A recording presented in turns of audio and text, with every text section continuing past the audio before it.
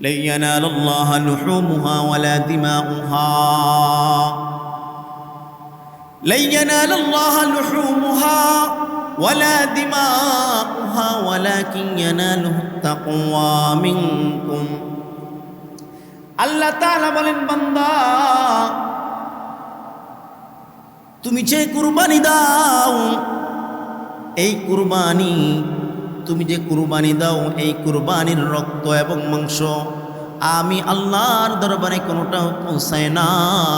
তবে বান্দা কি পৌঁছায়? বান্দা তোমার তাকওয়া আমি আল্লাহর কাছে পৌঁছায়। সুবহানাল্লাহ। বান্দা তোমার তাকওয়া কি? বান্দা তুমি লক্ষ লক্ষ দামি টাকা দামের গরু কুরবানি দাও, কিন্তু দেখো তোমার ভাই, তোমার বোন, তোমার পাড়া প্রতিবেশী, তোমার আত্মীয় স্বজন কুরবানি দেয় না, তোমার পাড়া প্রতিবেশী কুরবানি দেয় না, তুমি তাদের দিকে লক্ষ্য করে তাকাও না। তোমার সন্তানদেরকে নিয়ে, তোমার পরিবার পরিজনকে নিয়ে তুমি গোস্ত আহার করো, তোমার পরিবারের পাশে যেই অন্তরের মধ্যে যেই লোকগুলো আছে তুমি তাদের খোঁজখবর নাও না। এই জন্য আল্লাহ তাআলা বলেন, লা ইয়ানালুল্লাহু লুহুমুহা ওয়ালা দিমাউহা ওয়ালাকিন ইয়ানালুহু তাকওয়া মিনকুম। বান্দারে তুমি যে কুরবানি দাও, ওই বান্দা তুমি যে কুরবানি দাও, তোমার রক্ত এবং মাংস হাড্ডি আমার কাছে কোনো কিছুই পৌঁছায় না। তবে বান্দা কি পৌঁছায়? বান্দা একমাত্র তোমার তাকওয়া। সুবহানাল্লাহ। অনেক দূরে মদিনা কেমনে যাব জানি না, অনেক দূরে মদিনা কেমনে যাব জানি না। আল্লাহ তুমি দয়া করো, আল্লাহ তুমি দয়া করো, নসিব করো মদিনা। লা ইলাহা ইল্লাল্লাহ, জোরে লা ইলাহা ইল্লাল্লাহ, লা ইলাহা ইল্লাল্লাহ, লা ইলাহা ইল্লাল্লাহ। নৌকা চলে না মাঝি ছাড়া, গাড়ি চলে না ড্রাইভার ছাড়া, নৌকা চলে না মাঝি ছাড়া, গাড়ি চলে না ড্রাইভার ছাড়া, মুমিন চলে না ঈমান ছাড়া, হায় মুমিন চলে না ঈমান ছাড়া, হায় দমে দমে ইল্লাল্লাহ, লা ইলাহা ইল্লাল্লাহ, লা ইলাহা ইল্লাল্লাহ, জোরে লা ইলাহা ইল্লাল্লাহ, লা ইলাহা ইল্লাল্লাহ, লা ইলাহা ইল্লাল্লাহ, মুহাম্মাদুর রাসূলুল্লাহ সাল্লাল্লাহু আলাইহি ওয়াসাল্লাম। আলহামদুলিল্লাহ, মহান আল্লাহ তাআলার দরবারে অসংখ্য অগণিত শুকরিয়া যে মহান রব্বুল আলামিন আপনাকে আমাকে জিলহজ মাসের দ্বিতীয় জুমার মধ্যে শামিল হওয়ার জন্য তৌফিক দান করেছেন। সকলে বলি আলহামদুলিল্লাহ। আপনার মতো আমার মতো অসংখ্য মানুষ যারা নাকি পৃথিবীর আনাচে কানাচে বিভিন্ন প্রান্তে অনাবিজ্ঞ কাজের মধ্যে লিপ্ত আছে, মহান আল্লাহ তাআলা প্রত্যেকটা দিন প্রত্যেকটা রাতের মধ্যে বরকত রেখেছেন। যদি আল্লাহ এবং আল্লাহর রাসূলের বিধান অনুযায়ী তার রাষ্ট্রকে, তার পরিবার পরিজনকে যদি চালাতে চায়, তাহলে সেই জায়গার মধ্যে কোনো বিভ্রান্ত থাকবে না, সেই জায়গার মধ্যে কোনো অশান্তি থাকবে না। তদ্রূপভাবে আজকে মুসলমানদের ঈমানের আওয়াজকে হারিয়ে ফেলার কারণে মুসলমান আজকে জায়গায় জায়গায় নির্যাতন নিষ্পীষণ হচ্ছে, মুসলমান অত্যাচারিত হচ্ছে, জুলুমের মধ্যে শিকার হচ্ছে। কারণ শুধু একটাই, মুসলমান তাদের ঈমানের আওয়াজকে হারিয়ে ফেলেছে, তাদের ঈমানকে তারা দূরে ঠেলে দিয়েছে। তাদের মুখের মধ্যে এক, কাজের মধ্যে আরেকটা, তাদের অন্তরের মধ্যে আরেকটা, একটা আরেকটার সাথে কোনো মিলিত নাই, একটা আরেকটার সাথে কোনো সম্পর্ক নাই, একটা আরেকটার সাথে সামঞ্জস্য তৈরি নাই। এই জন্য মুসলমানের মধ্যে আজকে বিভ্রান্তের মধ্যে, মুসলমান বেড়াজালের মধ্যে আবদ্ধ। কথা ঠিক কিনা? যদি তাদের মুখের মধ্যে এক থাকতো, কর্মের মধ্যে এক থাকতো, কাজের মধ্যে এক থাকতো যে আমি তো মুসলমান, আমি আল্লাহর বিধানকে মানি, এটা আমার মুখ দিয়ে যেরকম আমি সত্য বলে আখ্যায়িত করেছি, আমি আমার কলবের মধ্যে এটাকে আমি অন্তরের মধ্যে তা প্রতিষ্ঠান করেছি, এটা আমার অন্তরের মধ্যে লিপিবদ্ধ করেছি, আমার জান চলে যাবে, আমার রক্ত চলে যাবে, তবু আমি ইসলাম থেকে এক পরিমাণ, তিল পরিমাণ বিচ্যুত হব না। কথা ঠিক কিনা? যদি এই মনের মধ্যে এরকম স্পষ্টতা থাকে, আবার কাজে কর্মে যদি দেখা যায় যতই বাধা আসুক না কেন, যতই হুঙ্কার আসুক না কেন, ইসলাম থেকে আমি কখনো পালিত হব না, ইসলাম থেকে আমি কখনো ইসলাম থেকে আমি দূরে সরে চলে যাব না। আজকে ইসলাম থেকে দূরে থাকার কারণে আজকে সমাজের মধ্যে অশান্তি, নিজের গড়ের মধ্যে অশান্তি, নিজের পরিবারের মধ্যে অশান্তি, ইসলামকে না মানার কারণে। কথা ঠিক কিনা? আপনি যদি আপনার ঘরের মধ্যে ইসলামের পূর্ণাঙ্গ বিধান আপনি চালু করে দেন, আপনার পরিবারের মধ্যে ইসলামের পূর্ণাঙ্গ বিধান চালু করে দেন, আপনার পরিবার চলবে কোরআন অনুযায়ী, আপনার পরিবার চলবে রাসূলের সুন্নত অনুযায়ী, আপনার রাষ্ট্র চলবে রাসূলের সুন্নত অনুযায়ী, আপনার আইন কানুন সব হবে কোরআনের বিধান। আল্লাহর কসম করে বলতে পারি, সেই সমাজের মধ্যে, সেই রাষ্ট্রের মধ্যে কখনো দর্শন, কখনো ছিনতাই, কখনো ডাকাতি, কখনো গুম, কখনো দর্শন হতে পারে না। কথা ঠিক কিনা?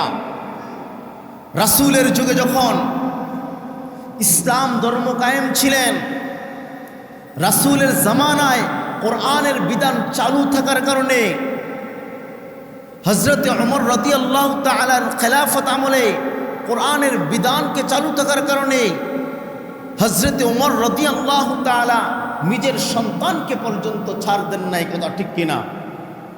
আর আজকাল সমাজের মধ্যে দেখা যায় কিছু টাকার বিনিময় হলে, কিছু খাতিরের বিনিময় হলে, কিছু ঘুষের বিনিময় হলে আমরা তার বিচার কার্য সমাধান করে দেই। কথা ঠিক কিনা মুসলমান?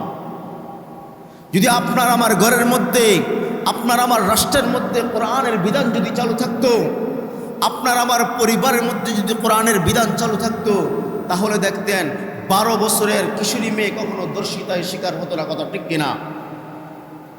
আল্লাহ পাক রব্বুল আলামিন আমাদেরকে ইসলামের হুকুমত অনুযায়ী চলার জন্য তৌফিক দান করুন, সকলে বলি আমিন। যেই প্রেক্ষাপট নিয়ে আজকে আলোচনা করব, যেহেতু সামনে কোরবানির ঈদ, কোরবানির বিষয় নিয়ে আলোচনা করব। এই কোরবানির প্রচলন, এটা আমাদের জাতিপিতা হযরত ইব্রাহিম আলাইহিস সালাতু ওয়াস সালামের সুন্নাত, সুন্নাত আবিকুম ইব্রাহিম আলাইহিস সালাতু ওয়াস সালাম, এটা আমাদের জাতিপিতা ইব্রাহিম আলাইহিস সালাতু ওয়াস সালামের একটি বিধান। এই বিধানকে অনেকেই বিধি লঙ্ঘন করে মানতে চায় না।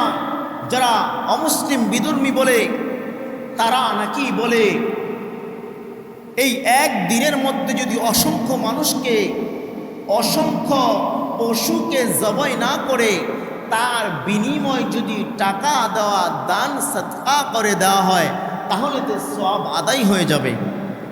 তাদের জবাবে এটা আমরা বলতে চাই, তারা যেহেতু এই কথার ভিত্তিতে তারা বলতে চায় যে এত টাকা দান সদকা করে দিলে তো হয় পশুকে জবাই করা লাগবে না, পশু এতে কমে যাবে।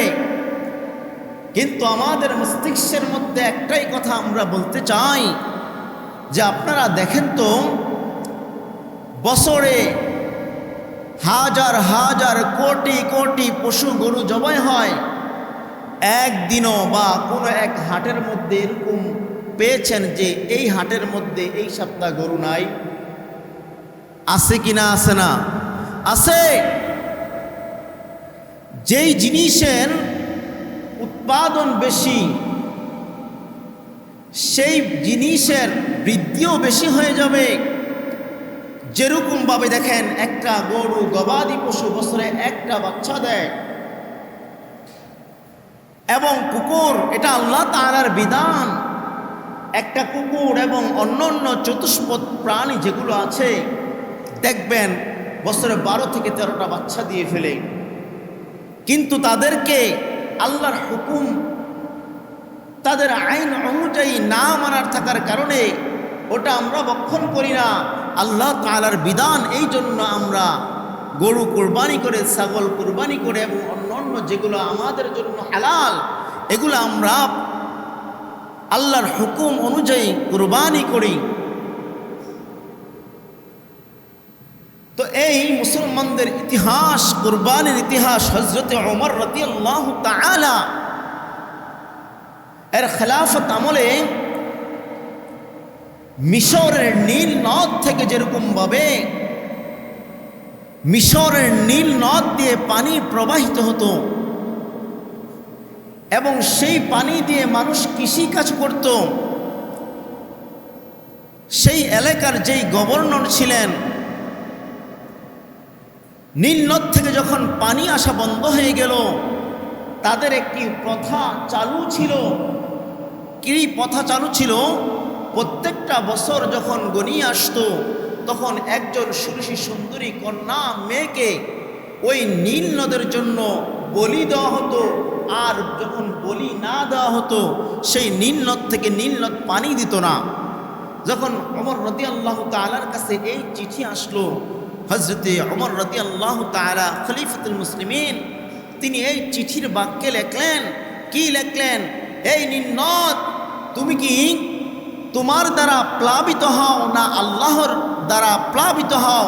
যদি তুমি তোমার নিজ দ্বারা, শয়তানের দ্বারা প্লাবিত হও, তোমার এই পানি আমার কোনো প্রয়োজন নাই। আর যদি তুমি আল্লাহর হুকুমে প্লাবিত হও, তাহলে তুমি বলি ছাড়াই তুমি পানি প্লাবিত হও, মানুষের উপকারে আসো। এই চিঠি ওমর রাদিয়াল্লাহু তাআলা যখন ওই এলাকার গভর্নরের কাছে যখন লিখলেন, তখন ওই গভর্নর ওই চিঠিকে নিয়ে নীল নদের সামনে যখন নীল নদের মধ্যে নিক্ষেপ করলেন, সাথে সাথে আগের বছরের তুলনায় প্রায় 16 ফিট উঁচুতরে পানি আসতে লাগলো। সুবহানাল্লাহ। তাহলে আল্লাহ তাআলা যেটা চায়, আল্লাহ তাআলার যেটা হুকুম, ইচ্ছা, সেটা কেউ লঙ্ঘন করতে পারবে না। তার বিধানকে যে এমন কোনো ব্যক্তি আছে যে মানতে পারবে না। আল্লাহর বিধান যেটা, আল্লাহর বিধান সেটাকে আমাদেরকে মানতে হবে। যেরকমভাবে হযরতে মুসা আলাইহিস সালাতু ওয়াস সালাম এর জামানায়, হযরতে মুসা আলাইহিস সালাতু ওয়াস সালাম যখন ফেরাউনের কবল থেকে যখন মুক্তি পেল, ফেরাউন যখন নীল নদের মধ্যে তাকে চুবিয়ে চুবিয়ে হত্যা করা হলো, বনি ইসরাইল যখন মুক্তি পেয়ে গেলেন, বনি ইসরাইল যখন মুক্তি পাওয়ার পর মুসা আলাইহিস সালাতু ওয়াস সালাম আল্লাহর কাছে দোয়া করলেন, আল্লাহ আমাদেরকে এমন একটা জীবন বিধান আমাদের জন্য তৈরি করে দাও, আমাদের জন্য একটা কিতাব তৈরি করে দাও, যেই কিতাবের অনুসারে আমরা বনি ইসরাইল আপনার হুকুম আহকাম বিধিবিধান মতো চলতে পারবো, আপনার অনুযায়ী চলতে পারবো। তখন আল্লাহ তাআলা মুসা আলাইহিস সালাতু ওয়াস সালামকে বললেন, তুমি তুর পাহাড়ে যাও, সেখানে গিয়ে রোজা রাখো, হজরত মুসা আলাইহিস সালাতু ওয়াস সালাম রোজা রাখতে লাগলেন। প্রায় 40 দিন অতিবাহিত হয়ে গেল। আল্লাহ তাআলার কোনো কথা সারা শব্দ নাই। তিনি আবার ধ্যান ভঙ্গ করে ফেললেন। আল্লাহ তাআলা আবার তার উপর আবারও 10টা রোজা তার উপর অর্পিত করা হলো যে তুমি আবার ধ্যানে থাকো। এদিকে বনি ইসরাইল মনে করেছে মুসা আলাইহিস সালাতু ওয়াস সালাম আল্লাহর সন্ধানে গিয়ে তিনি হারিয়ে গিয়েছেন।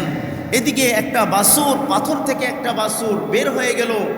তখন তার বনি ইসরাইলের লোকেরা সেই পাথর থেকে যেই উটটা বের হয়ে আসলো, তারা মনে করতে লাগলো এটাই মনে হয় আল্লাহ, তাকে এই বুঝি তারা পূজা করতে লাগলো। তখন আল্লাহ তাআলার বিধান হলো যে যারা নাকি এই উটনিকে পূজা করেছে, তাদের প্রভু বলে সম্বোধন করেছে, তাদের উপর আল্লাহ তাআলা আযাব নেমে আসলো। কি আযাব দিল? যে তাদেরকে চিহ্নিত করে মেঘমালা ছায়া দ্বারা চিহ্নিত করে তাদেরকে কতল করা হবে। যারা নাকি প্রতিমার পূজা করেছে, উটনির পূজা করেছে, তাদেরকে কতল করা হবে। প্রায় 70,000-এর মতো ছেলে বাবাকে হত্যা করলো, বাবা ছেলেকে হত্যা করলো, কারণ আল্লাহ তাআলা চিহ্নিত করে দিয়েছেন। হযরতে মুসা আলাইহিস সালাতু ওয়াস সালাম, হযরতে হারুন আলাইহিস সালাতু ওয়াস সালাম দোয়া করতেন, আল্লাহ এভাবে যদি বাবা সন্তানের হাতে বাবা খুন হয়ে যায়, বনি ইসরাইল ধ্বংস হয়ে যাবে। ওগো আল্লাহ, আপনি তাদেরকে ক্ষমা করে দেন। বনি ইসরাইল সকলে আল্লাহর দরবারে তওবা করতে লাগলেন, আল্লাহ জীবনে এরকম পাপ আমরা বনি ইসরাইল করব না। সুবহানাল্লাহ। আল্লাহর বিধান যদি ওই সময় যদি আল্লাহর বিধান এটা চালু হতো, যদি আমাদের জন্য এই বিধান হয়, তাহলে আল্লাহর বিধান আমাদেরকে মানতেই হবে।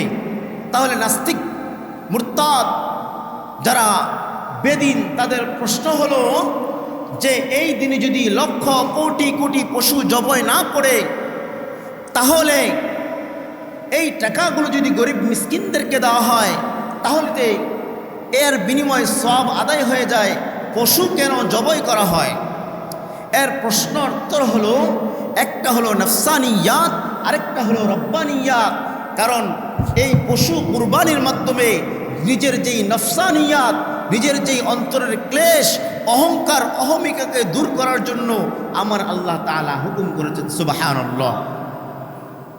আপনি যখন এই কুরবানি করবেন, আপনার এই নফসের যেই অহংকার, দাম্ভিকতা, অহংকারের ন্যায় সমাজের মধ্যে আপনি চলাফেরা করেন, অহংকার নিয়ে আপনি সমাজের মধ্যে বসবাস করেন, আপনার যেই একটা মস্তিষ্ক, সেই মস্তিষ্ককে খুন করার জন্য, নফসানিয়াতকে দূর করার জন্য কুরবানি করা ওয়াজিব করা হয়েছে। এই কুরবানি এই জন্য করা হয়েছে, আর আমরা কুরবানি দেই লোক দেখানোর জন্য। লা ইয়ানালুল্লাহা লুহুমুহা ওয়ালা দিমাউহা,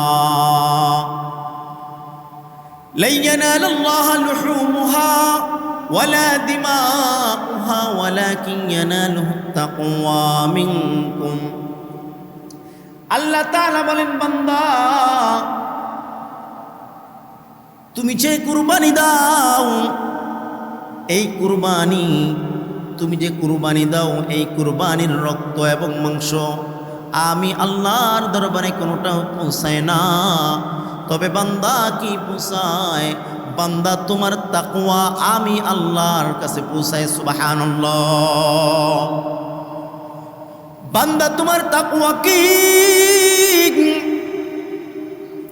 বান্দা তুমি লক্ষ লক্ষ দামি টাকা দামের গরু কুরবানি দাও, কিন্তু দেখো তোমার ভাই, তোমার বোন, তোমার পাড়া প্রতিবেশী, তোমার আত্মীয় স্বজন কুরবানি দেয় না, তোমার পাড়া প্রতিবেশী কুরবানি দেয় না, তুমি তাদের দিকে লক্ষ্য করে তাকাও না। তোমার সন্তানদেরকে নিয়ে, তোমার পরিবার পরিজনকে নিয়ে তুমি গোস্ত আহার করো, তোমার পরিবারের পাশে যেই অন্তরের মধ্যে যেই লোকগুলো আছে তুমি তাদের খোঁজখবর নাও না। এই জন্য আল্লাহ তাআলা বলেন লা ইয়ানালাল্লাহু লুহুমুহা ওয়ালা দিমাউহা ওয়ালাকিন ইয়ানালুহুত তাকওয়া মিনকুম। বান্দারে তুমি যে কুরবানি দাও, ওই বান্দা তুমি যে কুরবানি দাও, তোমার রক্ত এবং মাংস হাড্ডি আমার কাছে কোনো কিছুই পৌঁছায় না, তবে বান্দা কি পৌঁছায়? বান্দা একমাত্র তোমার তাকওয়া। সুবহানাল্লাহ। 5 শ্রেণীর মানুষের কুরবানি কবুল করা হবে না। 1 নম্বরে হলো যাদের নিয়তের মধ্যে গাবলা থাকে, নিয়তের মধ্যে গাবলা থাকে। যেরকমভাবে সে নিয়ত করেছে আমি 5টা এবং 10টা কুরবানি দিব, লোক দেখানোর জন্য কুরবানি দিব, জামাই বাড়ির লোকদেরকে দেখানোর জন্য কুরবানি দিব, আমি যদি কুরবানি না দেই আমার শ্বশুর বাড়ির লোক আমাকে কি বলবে, আমার শ্বশুর আমাকে কি বলবে, এরকম মানুষ আছে কিনা সমাজের মধ্যে? লোক দেখানো কুরবানি দেয়।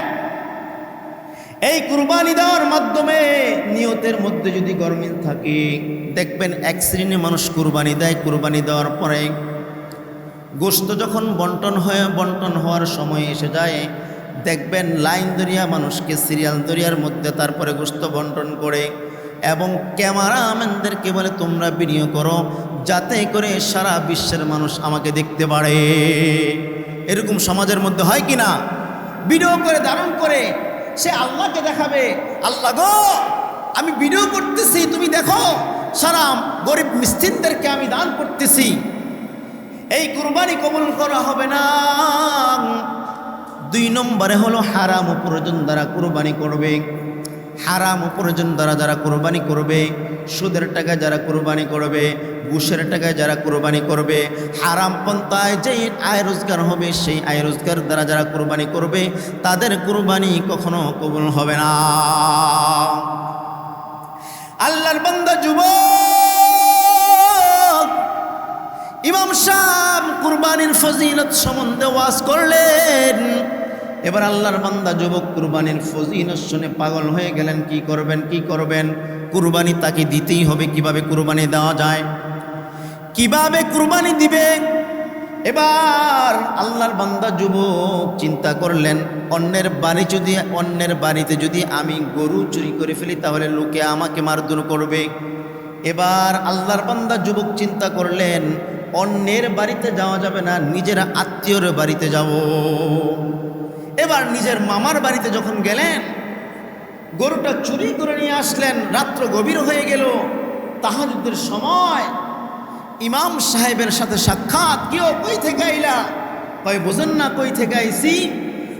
গরু চুরি করে আইছি, কুরবানি দিব। আপনি যে গত জুম্মার মধ্যে কুরবানির ফজিলত সম্বন্ধে সুন্দর একটি ওয়াজ করছেন, এই কুরবানি আমাকে দিতেই হবে। কই এটা তো আপনি গুনার কাজ করেছেন। কই তাইলে কি হয়েছে?